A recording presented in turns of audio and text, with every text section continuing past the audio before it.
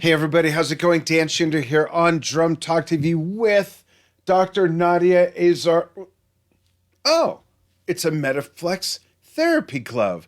Folks, these are great if you have arthritis. It's compression therapy. It helps with blood flow. If you have arthritis, tendinitis in your hands or carpal tunnel, these are great. I've had those and pretty much now I don't. So check out MetaFlex. There's a link to their page in the post. And we'll welcome Nadia back after, well, not only not being doing what we normally do for a while, but she lost her glasses. So if she's looking like over here thinking she's talking to the camera, you'll know why. And that's Yeah. not really what happened, is it, Nadia? No.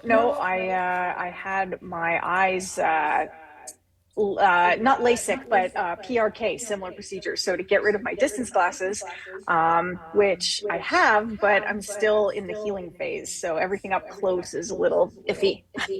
So How I'll how try to read how comments, long? but Yeah, and I'll read them. So yeah, that's your cue, folks. Tell us where you're watching from. Tell us if you have or have had or have not had, and I'll explain that in a moment, any of these ailments that you believe may be caused from drumming, or even if you're a guitar player, bass player, anything with repetitive motion on an instrument like tendinitis, carpal tunnel, arthritis, bursitis for drummers or guitar players, shoulder arch stuff, any joints, hip displacement, lower back pain, sciatica, all of that. If you've had it, let us know. If you still have it, let us know. Nadia will ask you some questions. She's a professor of kinesiology, and she might be able to recommend what it might be. A lot of times it comes down to ergonomics of how your beautiful gear is set up. We'll talk about that. And if you've had it and now you don't, and you know you don't because of corrections you've made in the way you played, the sticks you use, the way you hold sticks, how hard you hit or don't hit, or how your stuff is set up, let us know that. And if you've never had any of these, let us know why you think that is if you're a drummer. mhm. So, Nadia, what's new in your world of kinesiology and repetitive motion injuries? Oh, what is new? Actually, the Drummer Lab has several exciting things on the horizon that I can't really talk about yet. Okay. But hopefully by the next time we do this segment, I'll be able to talk about some of it. But um, I am wrapping up. My sabbatical's almost done, so we're wrapping up the study on the where we were interviewing drum teachers about Yeah. why they do or don't teach their students about ergonomics, injury prevention, all that sort of thing. We ended up interviewing 23 instructors and we've Wow. analyzed the interviews. Yeah, which is a lot. The interviews were on average about 45 minutes, which we combed through the transcripts of each interview, like word by word, to analyze it. So it took a long time. I bet. But yeah, but we found some really interesting stuff, and I'm presenting that at least the first part of the results in New York at the Performing Arts Medicine Association symposium in July. So that's exciting, and Great. yeah, and we've got a paper coming out fairly soon, probably I think it's July or August. Published in the International Journal of Kinesiology and Sports Science from one of the studies that we started a couple years ago on looking for a particular muscle activation pattern in drummers when they're crashing on cymbals. Nice. Interesting. I have a question about Yeah. the interviews with the educators and whether or not they Mhm. address those things with their students. Is it because I don't think I remember, so I'll just ask, and even for the sake of the audience, I could pretend I remember, but I don't. Is it a wide range of ages of educators and how long they've been teaching? Because I wouldn't be surprised if some of that has something to do with it, maybe, where Mhm. maybe older folks my age in their 60s or older maybe at least didn't talk about it for years and years, and now they do, or now they still don't. Mhm. Whereas maybe some more younger contemporary teachers do because it's been more in their purview in modern times. Can you shed any light on any results like that?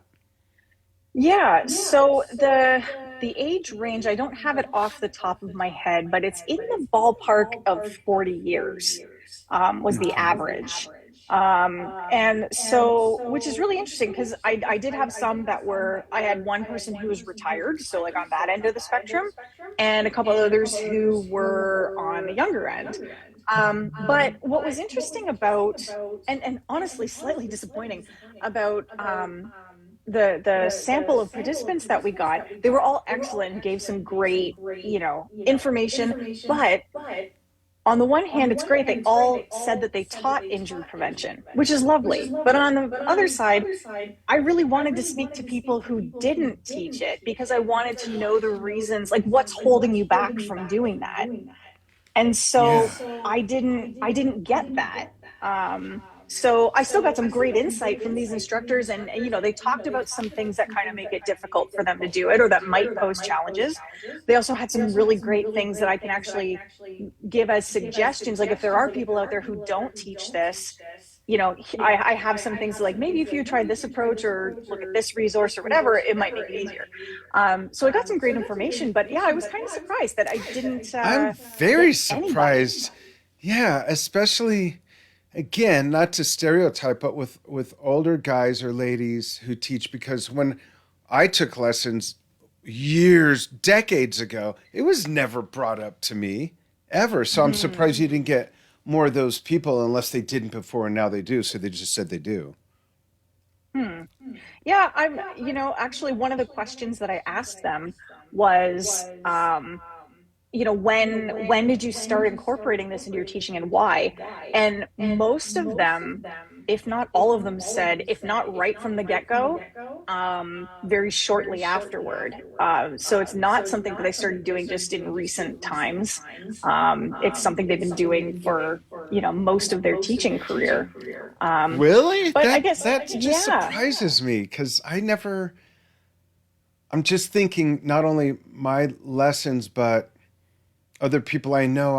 I never, like before I met you, what, 4 years ago now, never had those conversations with anybody. It was never a talk amongst other drummers and musicians I hung out with or the two teachers I had over the years. I never heard that. So I find that so surprising. It's great news that they're talking about it. Yeah.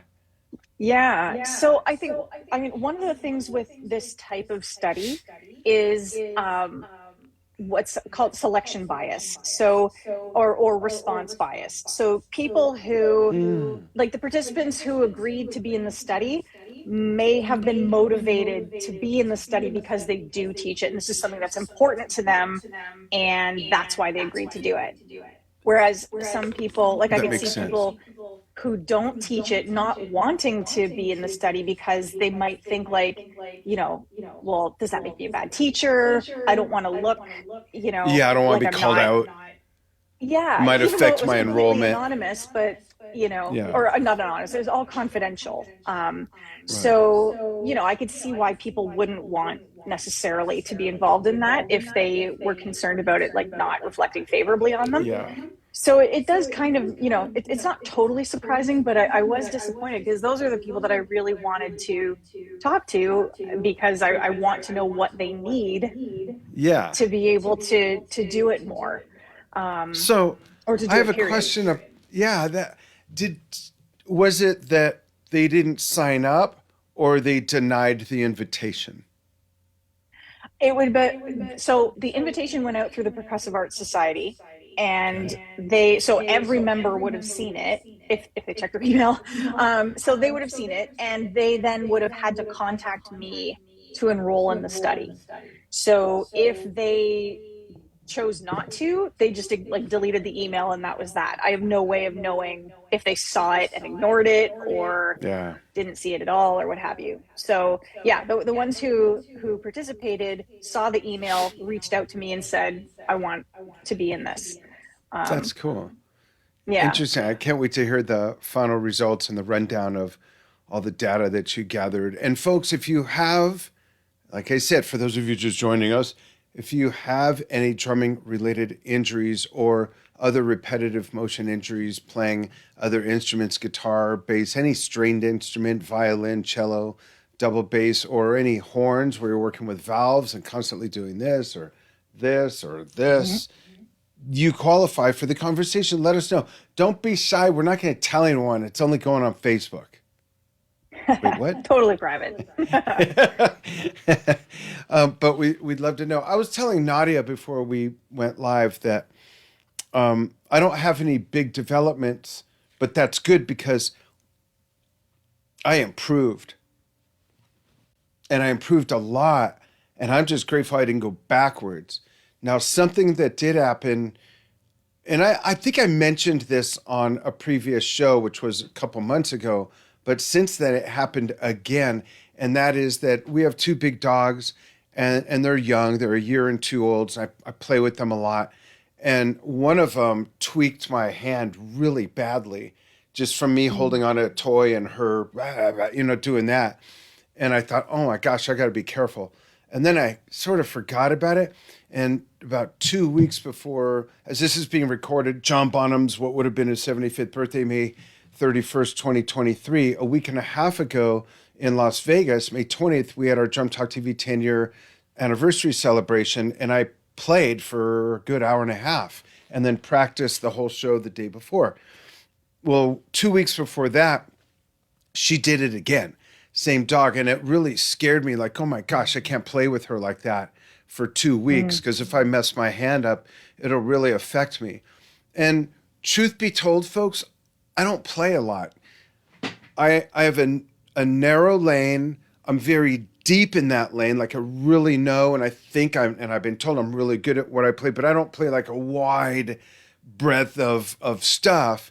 So I don't play a lot and I don't work on my craft and I'm not encouraging people to not do that. I'm just saying I'm busy running this business for the most part and my marketing training company. So my point is I play about once a week for fun or a lesson. So maybe twice a week, but not for an hour and a half. I'll play an hour lesson. And if I'm playing for my own enjoyment, it's maybe 2, 3, 5 songs at the most if I have the time. But this show was intense. It was an hour and a half of Led Zeppelin music. And you know how it is, folks, when you rehearse, when you're playing for fun, it might be a little different than when you're performing and you're giving your last beat of blood or sweat. And that's how I played. And I was really Mhm. pleasantly surprised that afterwards I wasn't a mess. Even my hearing, I don't wear earplugs. I didn't use in ear. I went old school with just a big wedge behind me that I could feel the wind of. They had it up so nice and loud. And even my ears were fine, which is probably because they're so messed up.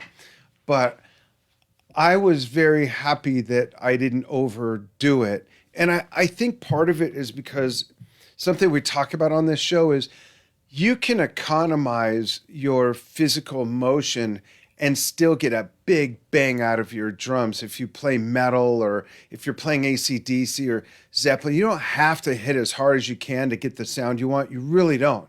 And I think as Mhm. I've gotten older, I'm 60 as we're doing this, I've gotten better and better. And the music that I know so well, that I have so much muscle memory, it takes a lot less effort. And I think that's what saved me, to be honest with you, Nadia. And Yeah, I'd love input from others on that too. yeah, I'd like to hear from others who are watching if they've changed their, the force that they hit with or things like that and how it's changed for them. But absolutely, I mean, it's something I learned relatively recently that I didn't know or really think of is drums and cymbals have a certain dynamic range where after like a certain level of impact, no matter how much harder you hit it, you're not going to get any more out of it. Right. It won't go any Like, louder. right, there's a peak. So you need to, find what that is so that you can train yourself not to go or not to try to go over that thinking you might get more Yeah. out of it. Um, I've never tested it. I don't know what that level is or How to what the measure it effort level even. that is that corresponds to it. But I feel like definitely, the harder you're hitting, the more muscle activity you're generating, the more force you're putting through your tendons. The more And that's vibration goes where, from the stick through you. yeah, yeah, exactly. So, the more, you're increasing your chances of developing an injury. And it might not happen today, and it might not happen a month or a year or 10 years or 15 years from now, but it could still happen. You could still be, um, you know, producing these like micro injuries that don't become noticeable until something really bad happens. Like I actually just recently, I reposted a little clip of my interview with Carmine Appice, Yep. um, and where he was talking about, you know, having had surgery on both of his shoulders, but one of them actually blew out on stage during a That's right. show. I And remember he that. had a Yeah. drum solo coming up, and he's like, it happened before that happened, and I had to just like flub my way through it with one hand, and you know, that sort of thing. And he said, you know, he attributed it to because my cymbals were way up here. Yeah, he had those And you two know, Chinas way up here. yeah, I don't know. I haven't seen, you know, pictures Yeah. from before, but he described it as Yeah. having everything kind of way out there, big reaches, and because it looks great, it looks very dynamic and high energy, but there's a toll that takes. You pay a price for that with your body, Yeah. and he paid it like the ultimate price by having this happen on stage. And so, you know, making sure we've talked about setup, you know, making sure that your stuff is where you can reach it so you don't have to expend extra effort to get there and to get the force that you want. Um, and don't use any more force than you need to get the sound that you want. Yeah. And folks, chime in, ask a question, or at least let us know where you're watching from. Nadia, I have a question about seating posture, but also as it relates to height. And tell me Mm-hmm. how much this matters, or does it depend on the person and there's no solid answer? I've seen some drummers lately. We talked about Nico McBrain, our friend Roger Earl of Foghat, and many other drummers sit with their knees above their waistline. So they sit Mm-hmm. low and their knees are raised. And the thought of that, like even if I'm going to see if I can get that low, and I can get just barely like that. Now it looks like I'm sitting in a hole and I'm short anyways, but my knees are slightly above my waistline, but theirs are like a good, looks like this much difference. And that just looks so awkward to me. Does it Mm-hmm. matter, or is there an injury inherently associated with that, with the hips, knees, or ankles, or back for that Um, matter? Yeah, you know, sitting down low like that is likely to put a little more stress on your back. But mechanically speaking, for the movement that they're doing, it's probably, I mean, and everyone's different, right? So for certain people who sit like that, it may be fine. But for the probably majority of people out there, sitting like that is not going to be mechanically advantageous for what you're trying to do with your legs. So again, your muscles are working harder to be able to move. Your hip flexors are working to keep your knees up when they don't have to if you're sitting up a little higher, or at least not as much, um, which can cause some issues. I was actually just you know, communicating with someone recently about a particular issue they're having with their hi-hat foot that they don't have with their bass drum foot, which they were asking, you know, I play I play heel down on my bass drum but heel up on my hi-hat, and I it's my I was hi-hat foot that's guessing the it was the problem. other way around when you started that, because heel down for me, I can't play like that, and I can imagine on the hi hat how Mm. someone would, and to me it just feels so awkward. I just don't get it, and that's just me because I've Mm. been playing heel up for 54 years. Yeah. Um, Interesting, so I think I have that right. I'm pretty sure, but it was and you definitely might, there yeah. was a difference in the technique. And he kind of was like, I wonder if that's part of it. And um, there that could be. There's actually a group in France who is looking at this right now in terms of speed metal drumming technique, and they're looking more at ankle technique and what that does up Huh. the kinetic chain of your leg. But so hopefully we'll have some answers about that in the near future. But yeah, definitely as far as sitting posture goes, I think as a general rule of thumb, at least as a starting point, you want your knees and your hips to be about at the same height. Now, you Okay. may raise your hips a little more, or you might be one of those people where maybe raising your knee above your hip a little bit is actually based on your own body mechanics and size and shape and configuration. It just might work better for you. But I think Yeah. as a general, like if someone were to ask me, like, how should I set up my drum kit? I've never played the drums before. How should I set up my drum throne? I'd be like, definitely start here. Start with Yeah, a yeah. level and then tweak a little bit. Um, Based on what's comfortable and try them both out because you might try one and think, oh, this is okay. But if you don't try the other, you might not realize that the other one's actually way better. Um, so, yeah. Interesting. Let's see if anyone's chiming in. I'm going to refresh my screen.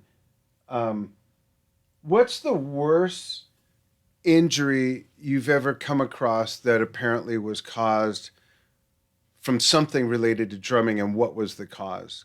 Can you think of Hmm. a horror story of someone needing surgery on XYZ because they ABC'd something too much or too long or the wrong way? Yeah. So the ones that come to mind are Carmine and Vinny because they both had the Ugh, same yeah. issue. Same thing, and they both attributed it to the way they had their cymbals set up of everything being way far out, um, and having to reach for it.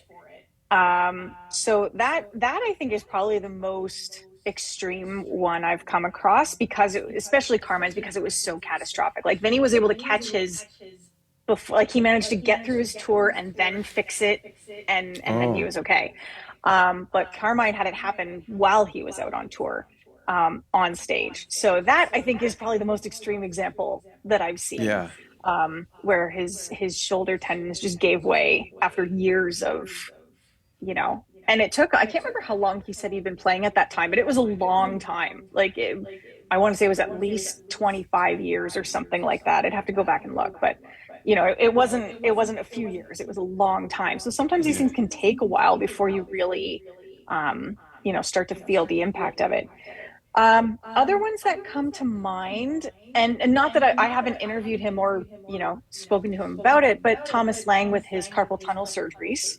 Mm. Um, those were pretty substantial, from what I've read, from articles or interviews he's given.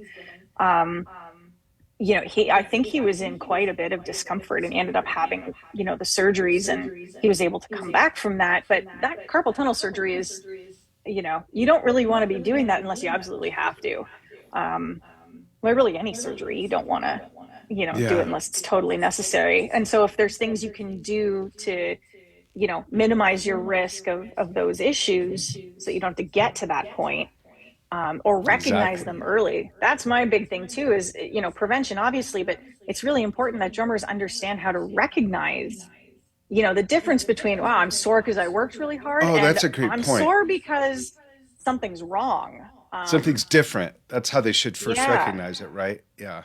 yeah, exactly. Like, being sore after, an intense practice or a show, where you've given a lot of output, think of it like a workout, right? Like, if you haven't worked out in a long time, or even if you do, but you do something more intense or, slightly different than usual, you're going to feel sore the next day, but that's a normal thing. You should, in a sense, feel sore after that. Um, and the more you train, that your body responds and gets stronger. But if you notice, like, a few minutes into your practice session, you're starting to feel some burning, and not in your muscle, but like more at joints and tendons and things like that, then that's more of an indication, like, okay, that's not really normal. Like, it shouldn't hurt while you're playing. um and even if you're sore from working out and you go and play, after your body warms up, you're not really going to feel that sore anymore because your muscles will have loosened up and you're working. Yeah, um, that makes so sense. yeah, learning to recognize the warning signs of those particularly the most common injuries, like the tendinitis, carpal tunnel syndrome, will really help, go a long way towards helping drummers not let something get to the point where it is catastrophic or close to it. If you Right. catch it early and you make changes and you do the rehab and stuff, you can essentially take care of it, get rid of it, and move on. Interesting. From your research or from what you know about kinesiology, and you know a bit, um, what what Maybe a little. could be a common cause for drummers to acquire carpal tunnel. Could it ever be from using the wrong size stick, the wrong thickness, either too small or too fat for the way they play, or the size of their hands, or the way they grip? Uh, y- and I haven't studied this empirically, so I'm just sort of like extrapolating from what I know about the risk factors of carpal tunnel. Okay. So, yes, I do think that could be the case because um, one of the risk factors for carpal tunnel syndrome is excessive force, muscle tension. And if you are using a stick that's too small for your hands, you're having to, squeeze your hands to grip it really tightly. Right. And that's putting more force through those tendons that can lead to the irritation and, swelling in the carpal tunnel, which puts pressure on that nerve that's in there. So yes, that could. Sticks that are too big, uh, I think probably less though, because Hmm. you'd have to get a pretty big stick before your like grip strength would really be affected, like so big to the point where you can't grip it adequately. I think Mm-hmm. potentially more it's the small, like sticks that might be too small, but even more so than that, I think, you know, there's not a huge difference between say like a 5A and a 7B, or the common stick sizes that are out there. I think Yeah. more to the point is how you're gripping your sticks and Mm. how tightly you're gripping them, no matter what size they are. Again, the tighter you're gripping, the harder your muscles are working, the more tension that's going through there, and that's putting stress on those tendons. At the same time, you're hitting, you know, uh, rims, cymbals, which actually have quite a bit of give. If you actually watch them in slow motion, they deform a lot when you hit them. But it's still a hard surface, and that vibration from the impact is traveling up into your hand. And the harder you're gripping something, the more of that vibration is able to transmit into your body. Whereas when you're looser, Right. that kind of helps damp out some of it. So, death gripping your sticks, regardless of the size, I think is more of the issue that needs to be Interesting. looked at. Cool. Very interesting. Thanks for sharing that. I can take one more peek for comments.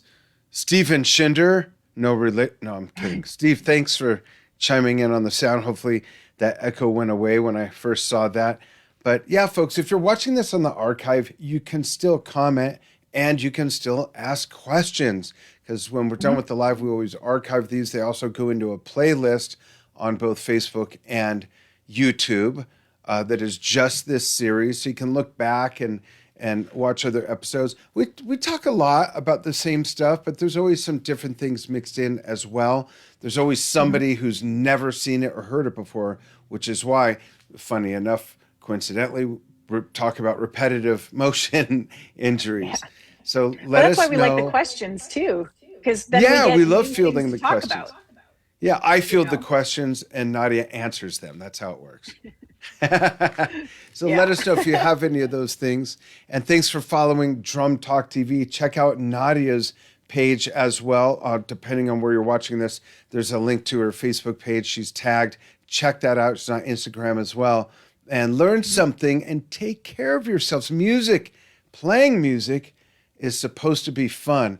Don't get Mhm. aggravated or depressed or down because you're hurting yourself in a way that could easily be prevented. And that's why we do the show. So thank you, Dr. Nadia, Mhm. so much. And we'll be doing this again in June. Whoa, June's tomorrow. You want to do this again tomorrow? June already. Tomorrow Can I you can't, believe but that? a couple Wow. more weeks. No, I can't believe that. That's crazy, Yeah. but it's And good. we're looking forward to getting more data and what you're able to release about the new stuff you have in the works. Yeah, I will. Once the article is published, I will post a link to it on my social media for anybody who Great. wants to see it. I'm also going to try to get some like more graphic-y type summaries done to make it a little easier to find it just on my socials. But yeah, hopefully by the next time we do this, I'll have a little more to share and some of the exciting things that are happening for the Drummer Lab too. So Great. Great. Thank yeah, you. Hang on the line with me. And thank thanks you. everybody so much for following what we do. And remember, if a band has groove, you can thank the drummer. You can thank, that's the foundational element of groove, people. Go tell your guitar player. Thanks. Thanks, everybody. Bye. Bye.